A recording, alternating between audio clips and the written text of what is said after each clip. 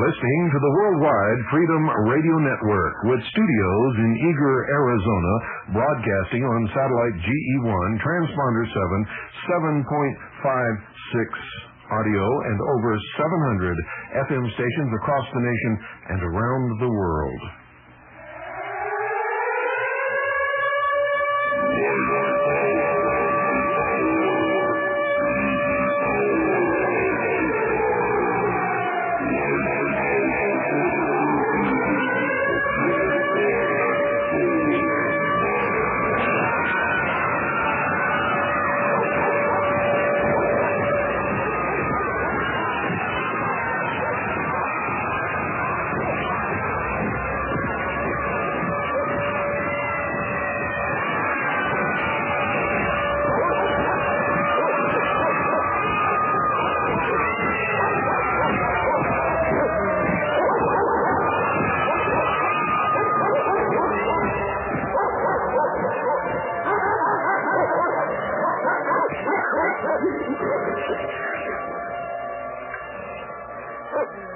You're listening to The Hour of the Time. I'm Pooh. And I'm William Cooper. I pledge allegiance to the flag of the United States of America and to the republic for which it stands, one nation, under God, indivisible, with liberty and justice for all. Thank you, my dear. And thank you so much. I thought you were never going to come back and say the pledge ever again. I didn't know that either. Well, you just took a little holiday, huh? Probably. Okay. Oh, a break. Okay. I'll come in and tuck you in later. All right, bye.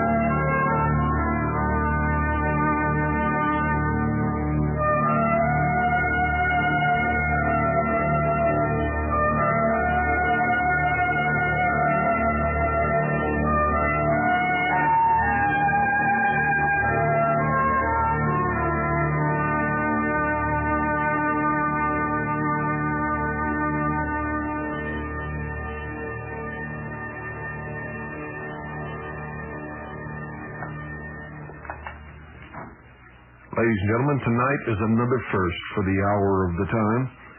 As you know, I always do my own research, cite my own sources, and give you the findings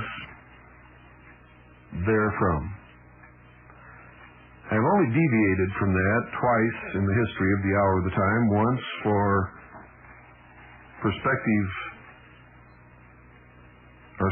Perceptions magazine, and for Backwoods Home magazine, both of which I highly recommend, because amongst all of the other things, there are great kernels of truth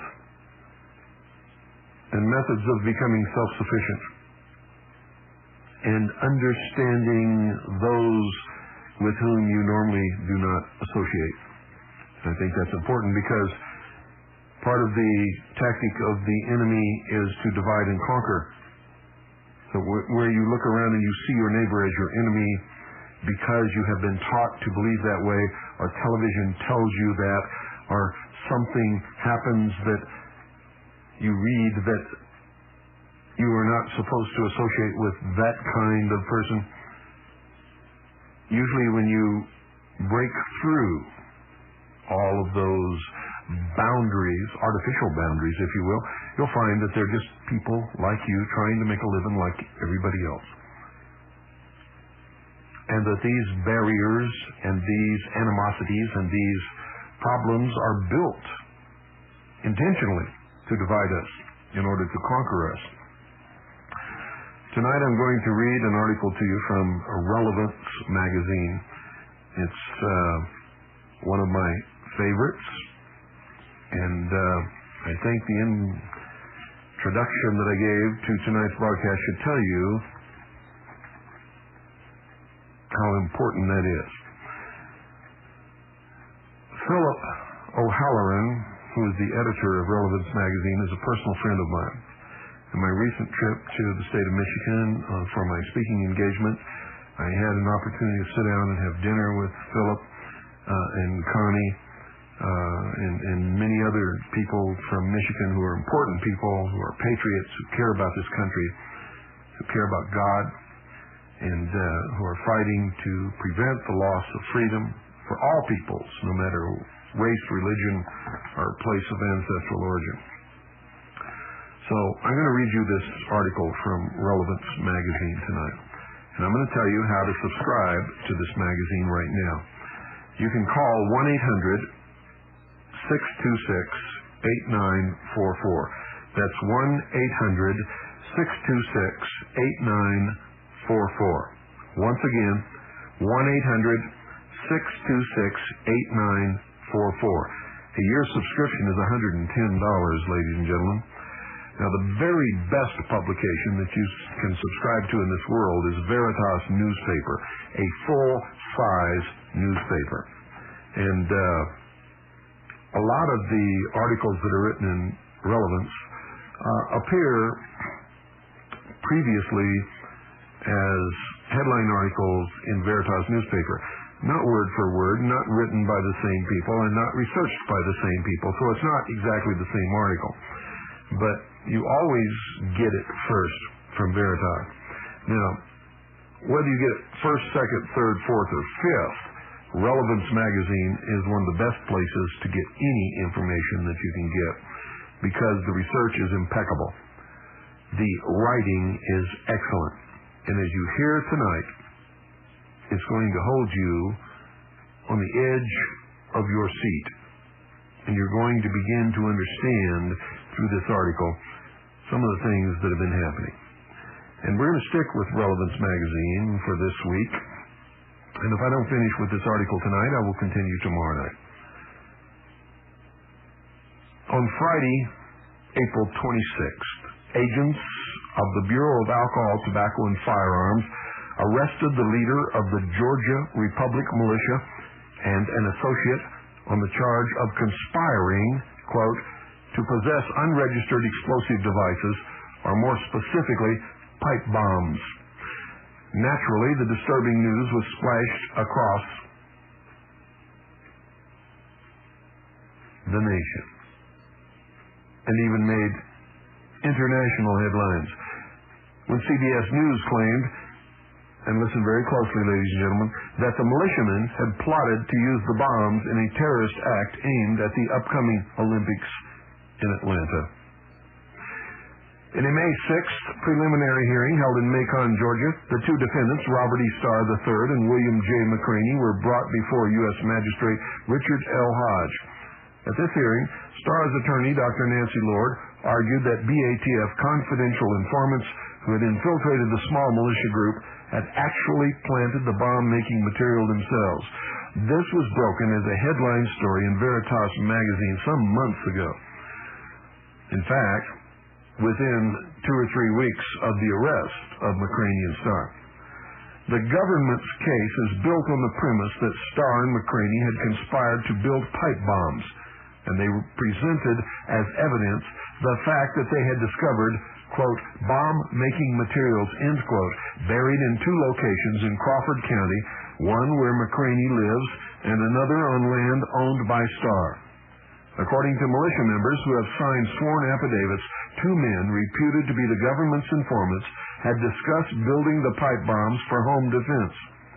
The discussions occurred at an April 23rd militia meeting, after which several of the other militia members approached Starr and told him that they were opposed to the bomb-making plan discussed by the 2 men. They contend that Starr reassured them that he had no intention of going along with the two informants' plan.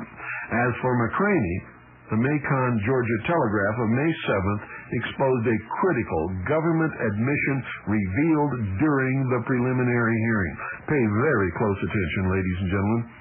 And I quote directly from the Macon, Georgia Telegraph of May 7th.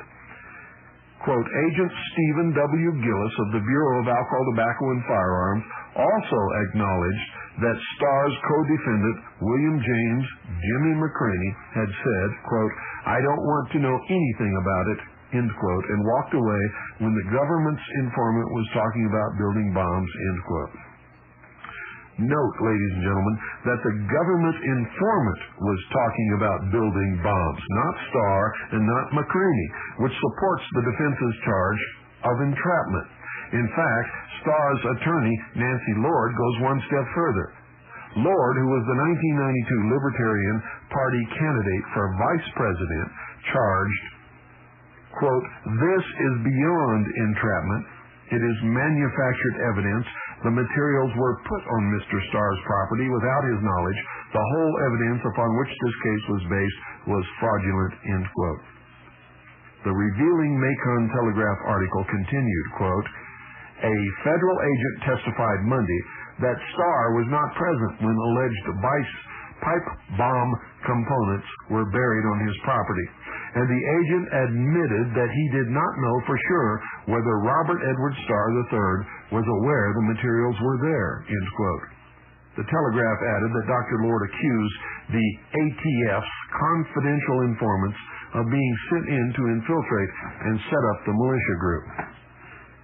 Quote, Lord said it was the agent provocateurs who actually buried the pipes and chemicals on Starr's property, which made it easy for agents to find them when they got a search warrant.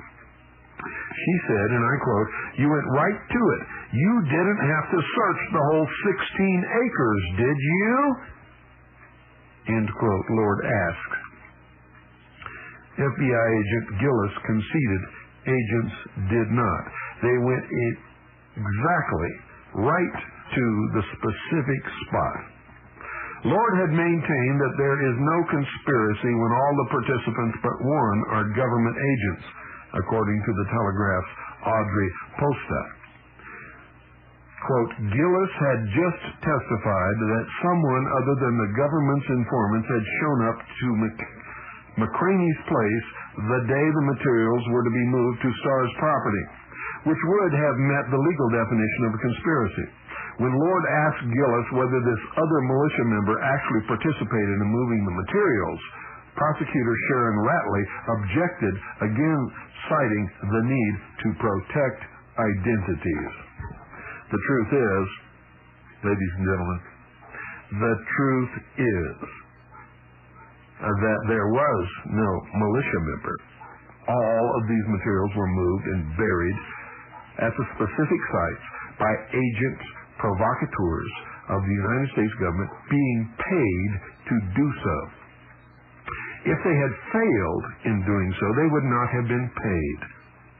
Ratley objected repeatedly when Lord pressed Agent Gillis, asking him whether anyone other than Starr and the government's informants took part in discussions or activities concerning the pipe bombs. Ratley contended that the identities of the confidential informants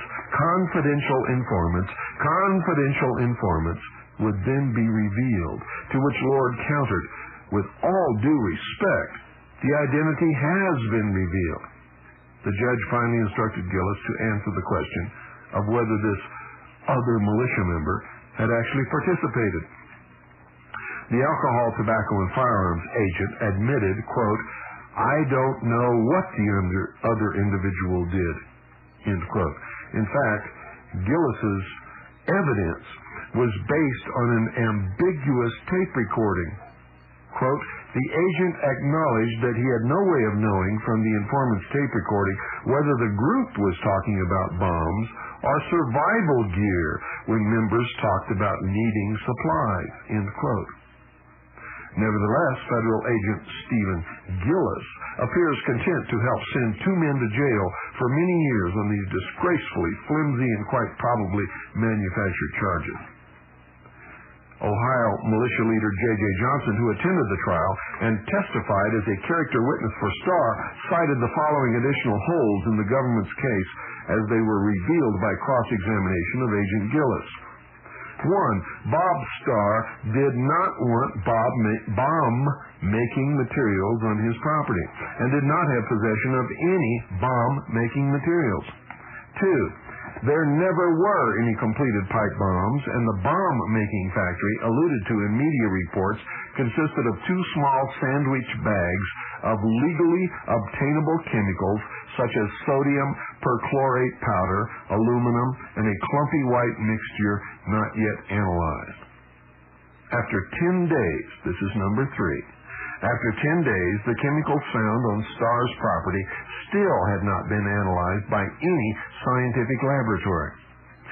If, as the hearing's evidence suggests, the alcohol, tobacco, and firearms informants planted the materials, there would be no need to test the chemicals.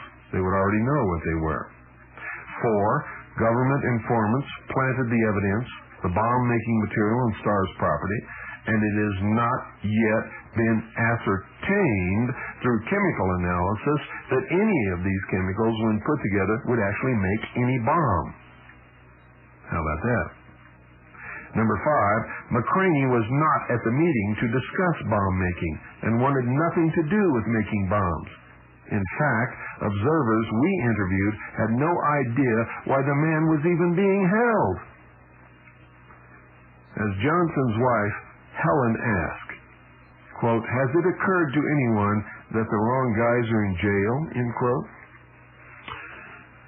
But ladies and gentlemen, why didn't Starr simply say no to the illegal schemes and scuttle the whole thing right from the beginning? Well, Attorney Lord claims that her client had suspected a government setup and was attempting to determine who in his militia group had instigated the talk of bomb making. He did not know whether it was the two men doing the talking or someone else, and was, according to Lord, conducting an internal investigation of the organization he founded. Lord insisted Mr. Starr was arrested not because he intended to build those bombs, but because he intended not to. In fact, the night after the meeting, where the alleged pipe bomb discussions occurred, Starr phoned in to the popular shortwave program of J.J. Johnson, himself a militia leader from Ohio. The tape is being used as evidence by the defense and has already been played to the court. Johnson told relevance that Starr alerted the listening audience to the kind of unscrupulous tactics to expect from federal law enforcement. He made specific reference to attempts by law enforcement to infiltrate groups with agents provocateurs who might then attempt to entrap or frame the group's members with illegal acts. Starr also told Johnson off the air that a friendly FBI acquaintance had warned him earlier that day of an anonymous threat against his, Starr's, life. It was for this reason that Starr decided to refer on the air to the federal entrapment tactics. Did Starr's comments prompt the alcohol, tobacco, and firearms to hurriedly set the hook on their sting operation? Well, the Telegraph article states, and I quote, "Gillis confirmed the FBI said it had received the death threat against Starr, but he said there was no connection between Starr's calling the radio show and ATF's decision to get the warrants against Starr and McCraney the next day." End quote. And that's right. They obtained the arrest warrants the day after the Wednesday radio show and took the two into custody the following day. Gadsden, Alabama militia leader Jeff Randall, who like Johnson is a personal friend of Starr's, told relevance, quote, "Look at the chronology of events.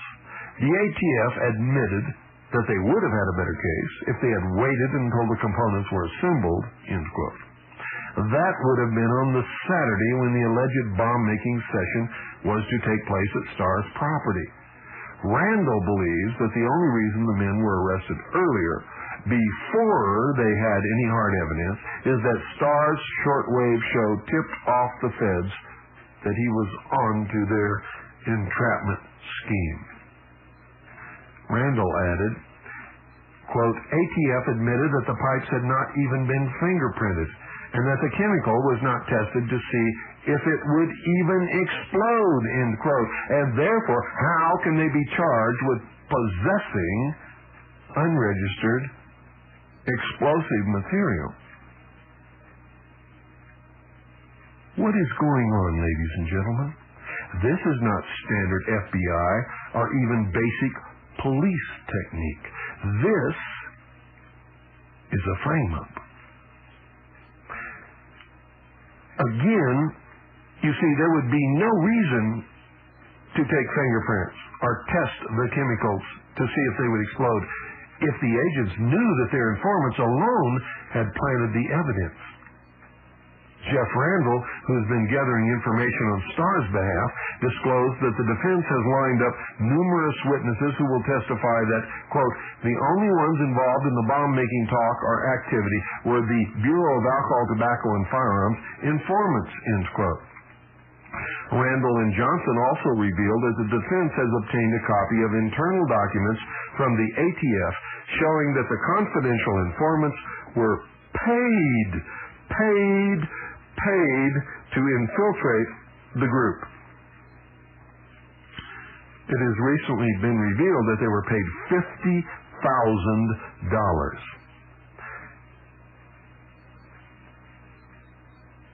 As to Robert Starr's record, although federal agents claimed they had investigated Starr for similar conspiracies in the past, the self-employed electrician has never been charged and has absolutely no criminal record.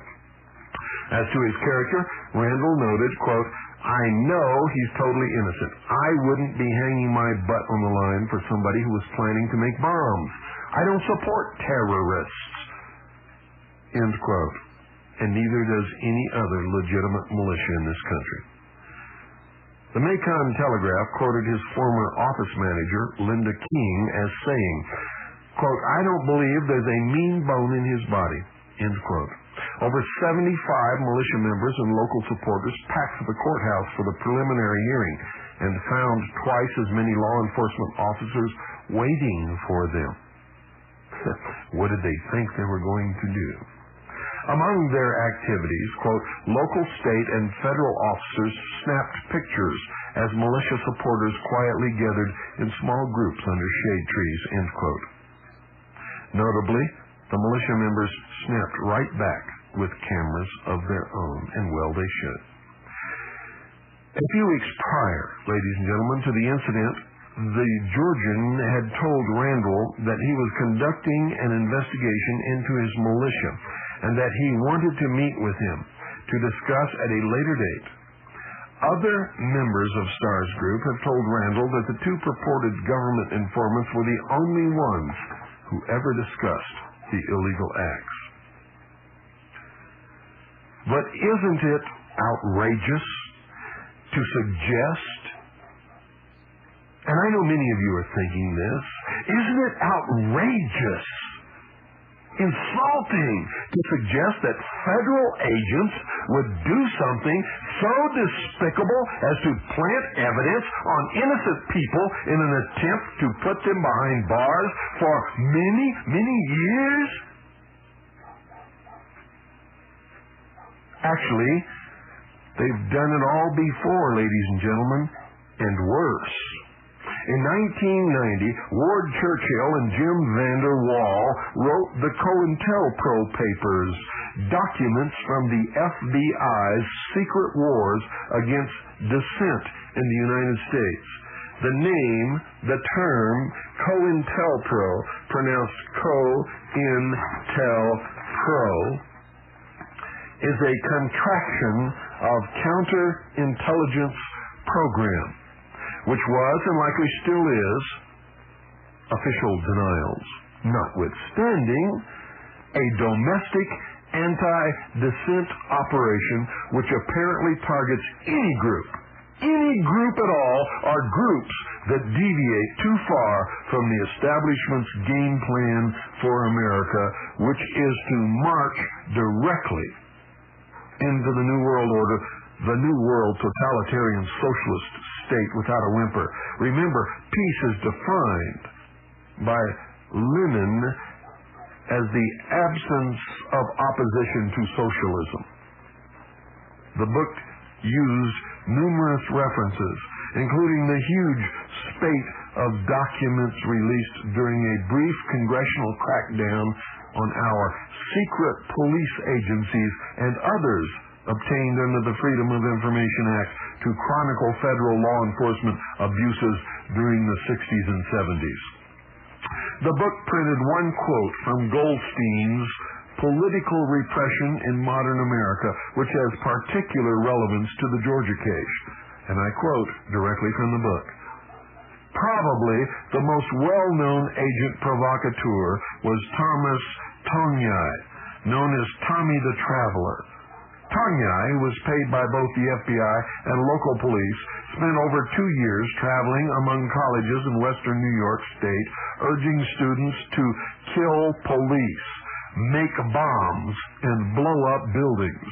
He supplied students with radical speakers organized by SDS conferences in Rochester and urged students to participate in the Weatherman, quote, Days of Rage, end quote, in Chicago in October 1969. Tongyai constantly talked violence, carried a grenade in his car, showed students how to use an M1 rifle, and offered advice on how to carry out bombings.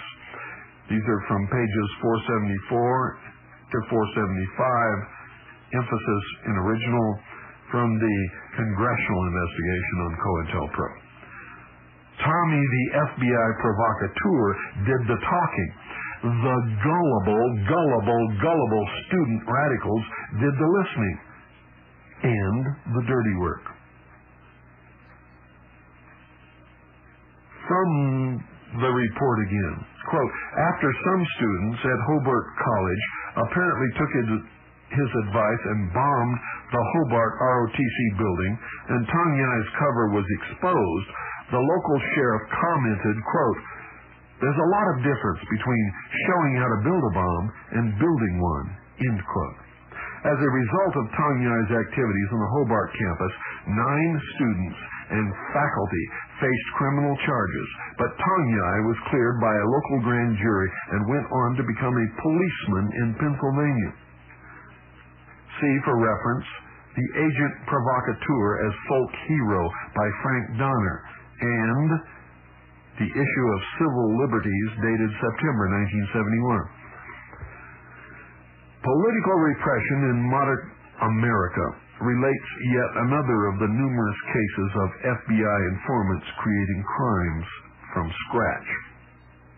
Quote, probably the most incredible provocation incident involved an FBI and Seattle police informer, Alfred Burnett, who lured Gary Eugene Ward into planting a bomb at a Seattle real estate office on the morning of May 15, 1970, by paying Ward $75, providing him with the bomb, and giving him transportation to the bombing scene. Page 473. Ward, a twice wounded, thrice decorated Vietnam veteran, was, quote, shot and killed by waiting Seattle police as he allegedly fled after the bombing attempt, although he was unarmed, on foot, and boxed in by police cars, end quote.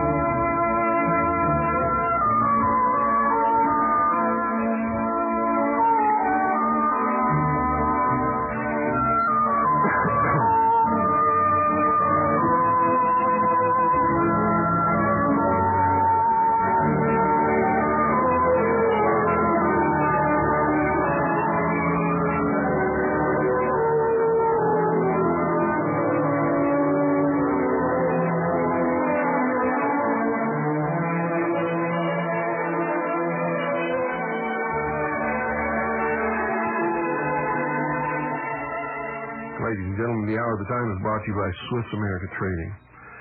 Let me tell you that it is an extraordinary experience to actually hold and look at a gold coin. Whether it's a $5 gold coin piece, a $10 piece, which are very, very small, by the way. Very small. You would be surprised. You'd also be surprised at how heavy they are. Or whether it's a $20 gold piece. Have you ever held a $20 gold piece in your hand? Ladies and gentlemen, I've got to tell you that you really have an experience ahead of you. You really don't understand what money is or why it must have intrinsic value of its own until you've done this. Or until you've held a silver dollar. A silver dollar has the same effect.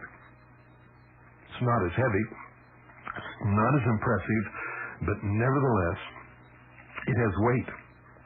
It has value. It has substance. It's real. It doesn't go away. And it doesn't dissolve or destruct over a period of months or years like a phony counterfeit piece of paper that you call a Federal Reserve note that you carry around in your pocket does. And if you continue to listen to this broadcast, once a month we're going to play Stephen Jacobson's Wake Up America. And I'm going to do it once a month. I don't care how many times you've heard it. You can never hear it enough. And every time you hear it, you learn something new about money, about economics, about depressions, about inflations, about all of the lies, about paper, about real metal coins. You understand the true situation that we're in once you understand Stephen Jacobson's Wake Up America. In the meantime, I want you to call Swiss America Trading and ask them for the current issue of their newsletter. Thank them for sponsoring the Hour of the Time.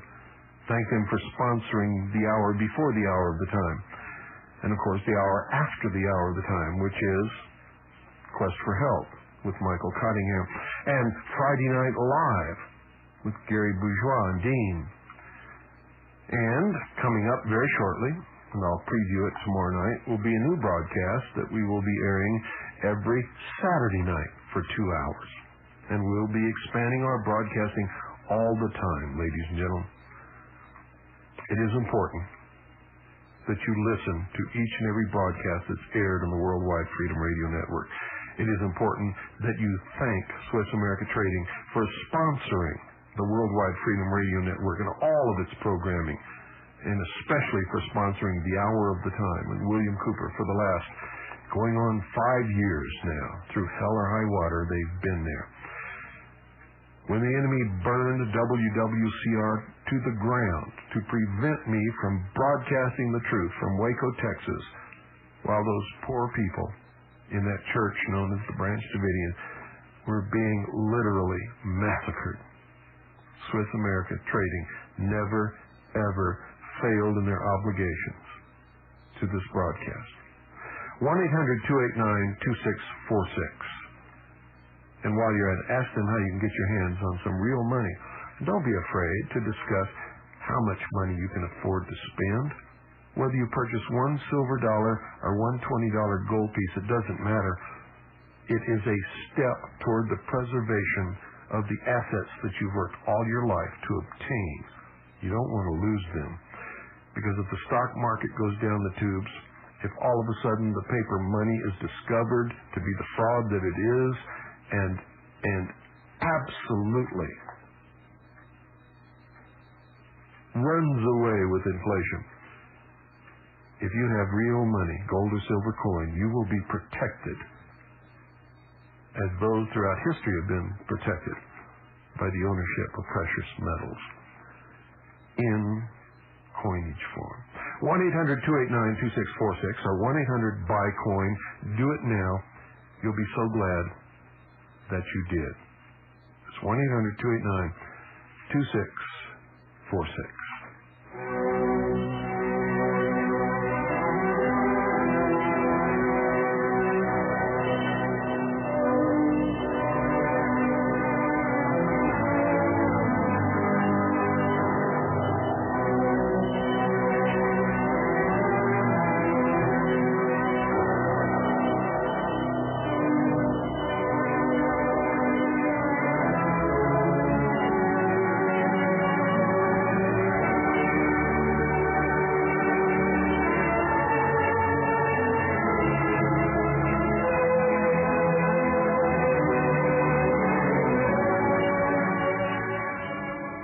The COINTELPRO papers also exposes, with the FBI's own documents, very own documents, the case of Hollywood actress Jean Seberg, who was, according to a May 6, 1970 memo from FBI headquarters to Special Agent in charge of Los Angeles, quote, a financial supporter of the Black Panther Party and should be neutralized, end quote. Bureau documents reveal that the Los Angeles office fabricated a letter suggesting that Seberg, although married to actor Romain Gary, was carrying the baby of a prominent Black Panther, and that the letter was sent to the L.A. press. The Los Angeles Times gossip columnist Joyce Haber took the bait and printed the story, which reportedly led to Seberg's taking an overdose of sleeping pills, causing her to prematurely deliver her baby, which died 2 days later. Seberg, whom the FBI knew to be, quote, emotionally unstable and in the care of a psychiatrist before the operation began, end quote, ultimately succeeded in committing suicide after making yearly attempts on the anniversary of the baby's death. Gary, by then her ex-husband, also took his life shortly after her death. COINTELPRO's Psy-War techniques also included some ridiculous items, such as the anonymous mailing of bizarre, one-page non-sequiturs designed to harass and destabilize the personalities of the targeted leader.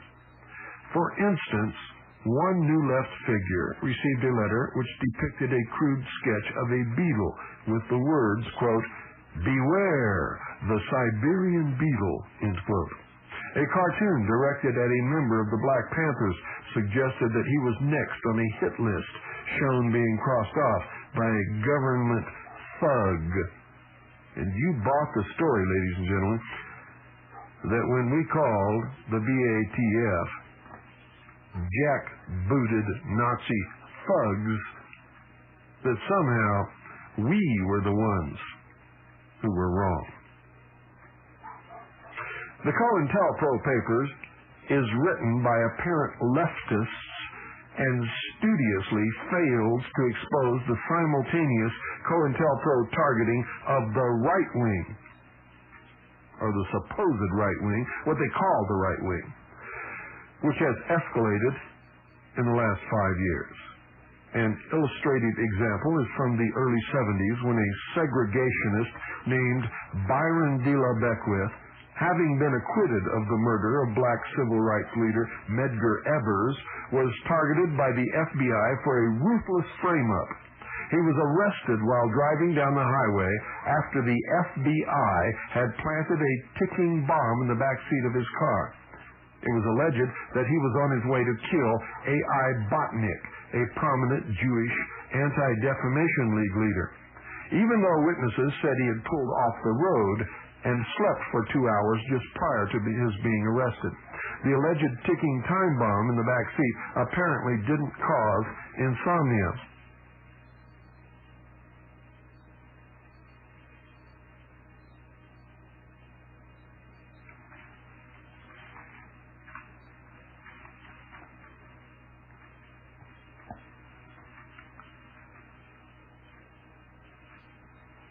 How do we know that he was framed?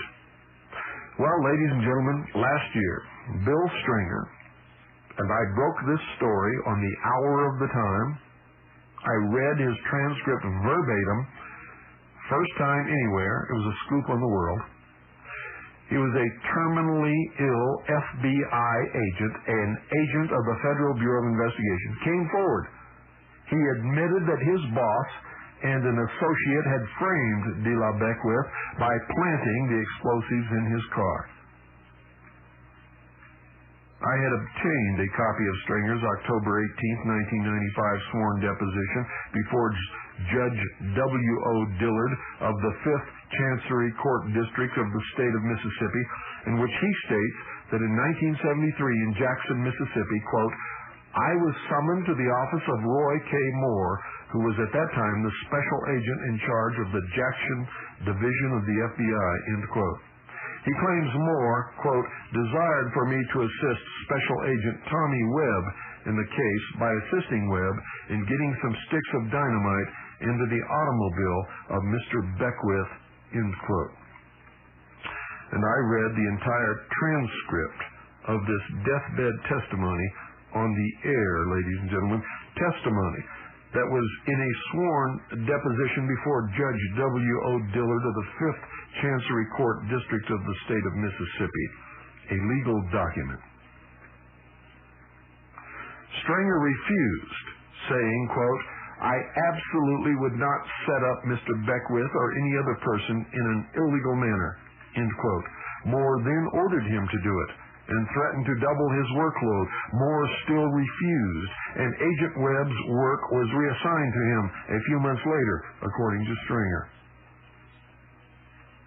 Quote, Special Agent Webb stated that he used a key to Mr. Beckwith's car, which he had previously obtained, and entered Mr. Beckwith's car, at which time he placed several sticks of dynamite, an alarm clock, and a battery on the floor of Mr. Beckwith's automobile behind the driver's seat. He stated that he then closed and relocked the doors to Mr. Beckwith's car, end quote. Stringer recounts that Webb then radioed to police to pull over de la Beckwith, who was falsely convicted and spent 3 years in jail for transporting explosives. Although he had opposed the plan, he kept quiet about it for over 2 decades. When Stringer finally began talking about the frame-up in recent years, he received veiled threats from fellow agents. Can you imagine this, ladies and gentlemen? This is not the FBI that I believed in when I was a child and wanted so much to become an agent of the FBI. I used to write happy birthday letters to J. Edgar Hoover. He used to write me a thank you letter back. This, ladies and gentlemen, is more akin to the Russian KGB or Hitler's German Gestapo. How many more such passive accomplices to similar crimes are there inside our secret police agencies? And don't you dare for a moment believe that they're not the secret police. Edward L. Bernays learned how to manipulate the minds of enemy soldiers from his work as a psychological operations specialist in World War I. You see, this is not new. Later, the renowned father of public relations talked of creating pseudo-events in order to better sell products or advance public affairs objectives. He even wrote a book in 1955 entitled, quote, The Engineering of Consent, end quote, University of Oklahoma Press. Now, in the nasty 90s, without various symbolic and even contrived media pseudo-events, the nation's change engineers would be unable to properly condition the American public into hating the enemies of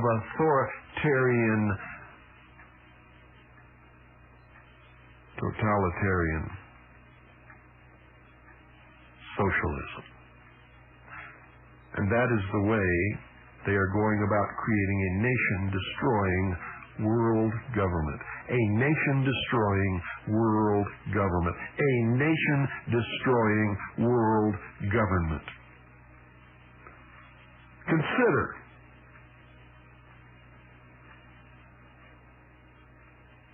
all of the instances that I have just quoted to you of U.S. law enforcement's illegal tactics and the way they are used to mobilize public opinion. Don't you think it's interesting that although Robert Starr and James McCraney's arrests were accorded front-page coverage, the explosive revelations of the Bureau of Alcohol, Tobacco, and Firearms treachery were tightly blacked out from all but the local Macon newspaper and a few scant references in Atlanta papers? Don't you think it interesting that CBS News, the source of the widely dispersed report that the conspirators intended to bomb the Olympics, refused to retract the statement when it was proven to be not true? Check the Macon Telegraph of April 30th, 1996. CBS News stood by their story even when the Justice Department and defense attorneys refuted it. Might this be because the original source was from within the government? A, quote, reliable source, end quote? Don't you think it's frightening that although there were reporters from around the country present at the preliminary hearing, that you didn't hear it on the nightly news or read it in the morning paper? Could it be that in order for a media pseudo event to achieve the desired psychopolitical effect, the full story must remain a secret? The loud lie has to resonate across the globe, while the whispered truth is confined to the well-informed fringes and the masses, the herds of sheeple. Follow the Judas goat to the shearing pens, and from there up the ramp to the slaughterhouse. This is not, ladies and gentlemen, an isolated incident. It is not. You may recall that when Ted Koppel told the world on the night of April the 21st, 1995, that an unnamed government source had informed ABC News that Timothy McVeigh was a member of the Michigan militia. Do you remember that? You see, that was the loud lie. The loud lie. The loud lie. It took weeks of straining to hear the whispered truth before even a limited, very small number of Americans learned that the connection was bogus. You see, the FBI issued a statement that there was no militia connection, that neither Nichols nor McVeigh were members of any militia, and there was no widespread militia conspiracy. But the damage had already been done, and mountain ranges of mendacity were built upon that one statement, that one lie. In fact, over a year later, that initial indelible impression still fuels the irrational and unethical smearing of the militia movement, constitutionalists, and the entire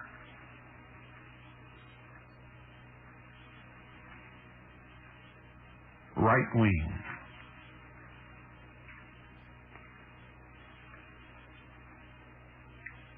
The dissemination of this loud lie has become a science in itself, led by groups like the Anti-Defamation League of B'nai B'rith and the Southern Poverty Law Center and radical left experts like Chip Burlett. This country is now beginning to undergo another phase in the psychopolitical brainwashing process. Anyone who opposes the government's unprecedented encroachments on our Creator-endowed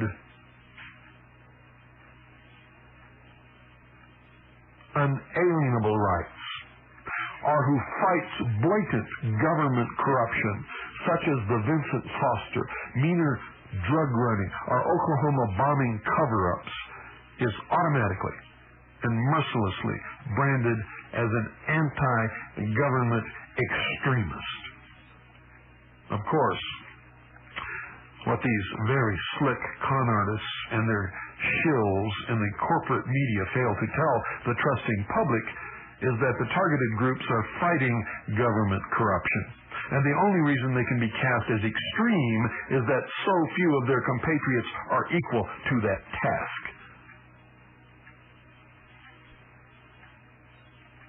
See, most people, ladies and gentlemen, are cowards. And they know it. What the major news networks who interview these self-anointed paragons of, quote, tolerance, end quote, don't tell you about them is that not only are they intolerant, they are themselves radical extremists of the left-wing variety, or if COINTELPRO is any indication, perhaps even government operatives.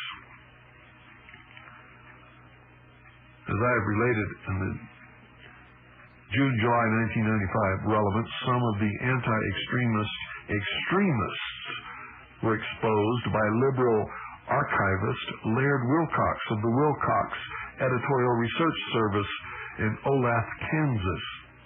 You see, Wilcox wrote that Chip Burlett was, quote, a founding member of Chicago Friends of Albania, which acts as an unregistered agent for one of the most repressive communist regimes on the face of the earth, end quote.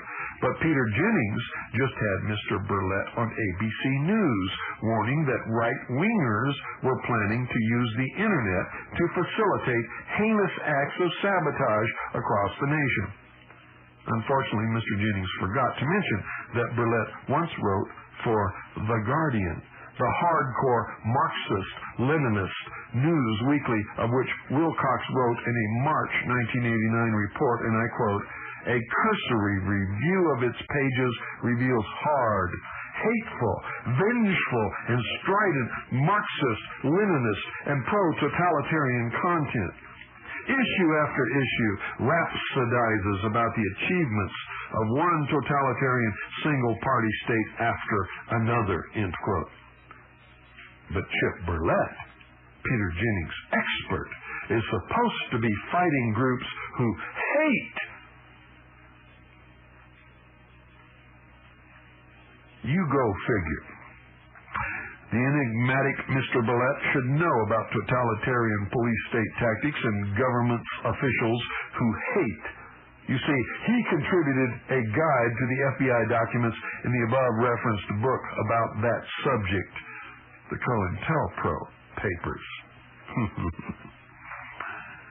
And when you see him on television, you think that he's an expert on terrorism, hate groups, white supremacists. Oh, what fools these mortals be. Another oft-quoted anti-hate group is the Center for Democratic Renewal, the CDR, in Atlanta, whose Dan Levitas seems to specialize in venomous assaults on the right, frequently heard on mainstream programs such as Nightline. Among the CDR's principals over the years have been the extremist left-wing radicals Lenny Zeskind, Lynn Wells, and Ann Braden. According to Laird Wilcox, Zeskind was, quote, on the editorial board of Urgent Tasks, Journal of the Revolutionary Left, publication of the small, Chicago-based Marxist-Leninist group, the Sojourner Truth Organization, end quote. Lynn Wells, a longtime associate of Zeskind, aligned herself with the Atlanta-based Georgia Communist League and merged into the October League, which in June of 1977 became the Communist Party Marxist-Leninist CPML, one of the most radical, hardcore, extreme, left-wing groups on the American political spectrum. We will continue this tomorrow night. Good night, ladies and gentlemen. God bless each and every single one of you.